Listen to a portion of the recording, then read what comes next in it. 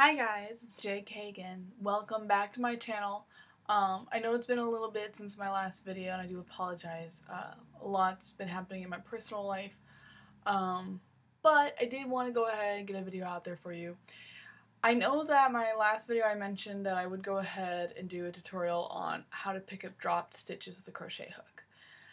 The project I'm currently working on though is almost done. I thought it was a really good opportunity for me to show you how to purposely drop a stitch correctly, specifically with edges to it. There is ways to drop a stitch in the middle of a fabric to give it more of a flare. It gives it more, depending on how you use it, can give a knitted project more of a punk look. Like I've done it with sleeveless jackets and skirts. What I'm doing though is this is going to be if that drop stitch goes from one edge to the other. A good way to have a clean ending on it. I do acknowledge that there are several different ways, but this is just something that I like to do. To give you more of a visual representation of what I'm talking about, I have here the first half of a sweater that I'm working on. Just a very basic tee, and this part here that looks terrible actually is part of the design. This is going to be the very top bit that runs all the way down the arms. This here, as I knitted from one sleeve cuff to the next, that's my drop stitch. After knitting the whole thing in garter stitch, I decided that at the end of the sleeve, about 4 stitches into it, I dropped the 5th stitch. And I kept going for the rest of the way on there. To complete that look there, I also have the drop stitch of the base, the body of the knitting. And what I did is once I bind it off, or I ended my stitches here and dropped the 1, I skipped over. And what I have to do is finish going through and pulling out the thread so I have that nice ribbed look. And this is just to kind of show you how it creates that look, and it extends it too. It makes it longer. So if it's something that you're going to be using and it's a very fitted item, just keep in mind you want to make it a little bit shorter or a little bit smaller than you want it to end up as, because the drop stitching is definitely going to make it bigger. So how you do it when you're doing it from edge to edge, where you cast on, just knit normally. There is nothing different about the casting on side of it. And knitting through the whole thing, there is nothing different about it. The only part where this changes is when you bind off.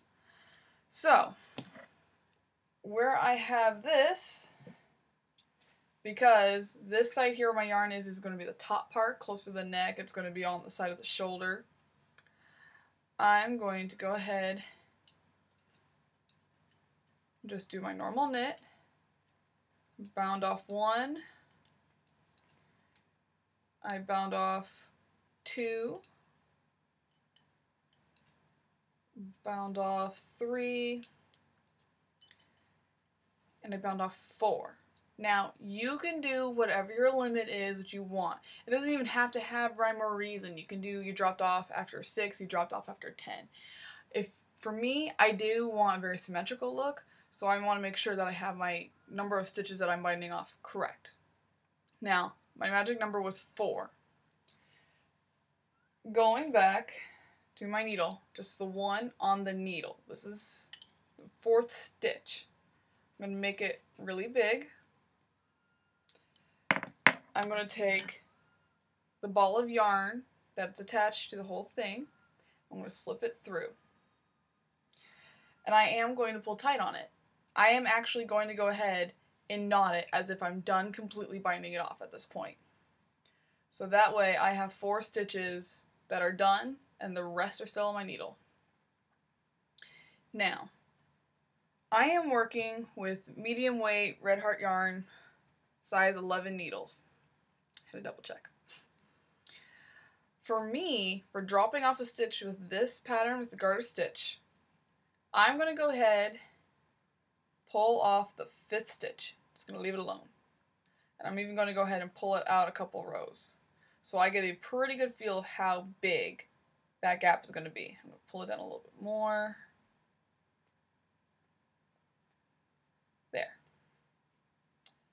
So that's about, with a little bit of weight, that's as big as that ribbing is going to be, that section there. Take my needle up. I'm going to do what's called a yarn over. Typically you see yarn overs more within a pattern. You don't usually see it on the end like this.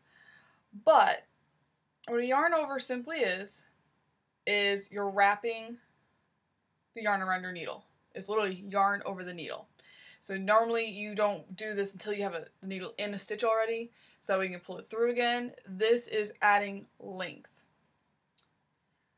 For me, with my size 11, with my medium weight, medium to lightweight honestly, 3 yarn overs, wrapping the yarn around the needle 3 times.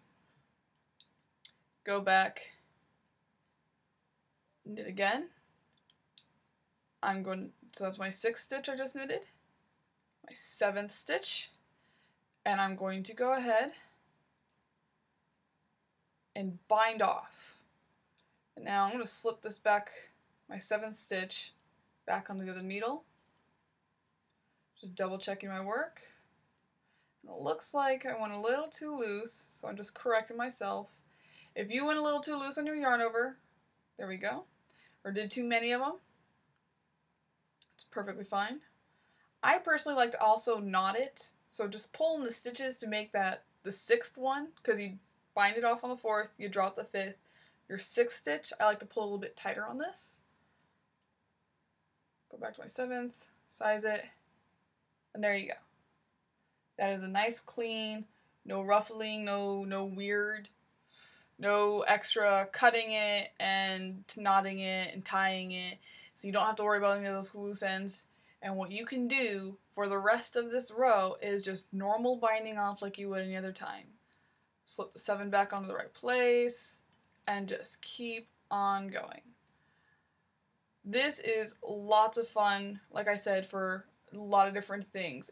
I've seen it used in tank tops where a lot of them are used, and you wear like another shirt underneath it. It's really cool. It's just a really fun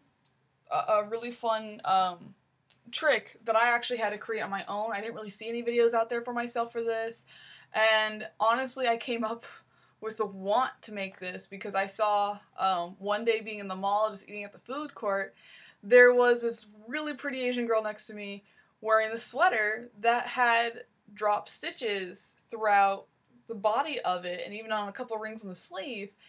And I could tell from the tag and the way that this has been put together, it was a store-bought sweater. But I just kept looking at it and just like, that's such a simple made sweater, and the concept is so, technically speaking, not unique. It's a mistake that we're glorifying, but it looks awesome. And it wasn't even truly a punk look too. It can be used for more of that street look if you want to go for that. But the way she was doing it, she just had a light blue sweater with those drop stitches, white cream colored tank top under it with some navy leggings, and it looked adorable. So it's something that's definitely very versatile and is completely up to the user and the yarn and the size on how it comes across in your project. It's one of the things I love about this. I love these simple little things that can really make a statement in multiple genres of knitting. I also wanted to share a couple more examples. You know, I only have a half-finished project here, basically. These are a couple of photos now of other ways of what I'm talking about, of how it can be seen, of how it can be used, that isn't hard to do. It's not hard to implicate or integrate it into your projects. With that said, thank you very much for coming back to my videos. Thank you very much for revisiting my channel. It means a lot to see all of you guys liking and commenting and viewing. I do pay attention to this stuff. If there is anything else that you would like to see, if there's any tricks or any kind of other projects you're working on that you just want me to touch up a little bit on something about it, I can do that. My next video, I am going to go ahead and pick up with the theme we got going on here with drop stitches, and I'm going to show you how to save your work with a crochet hook.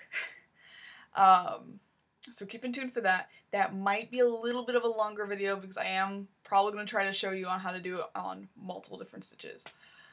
But with that said though, I am going to go ahead and end my video here. Please subscribe, please comment, please like, please share. That means a lot to me. It's JK and see you next time.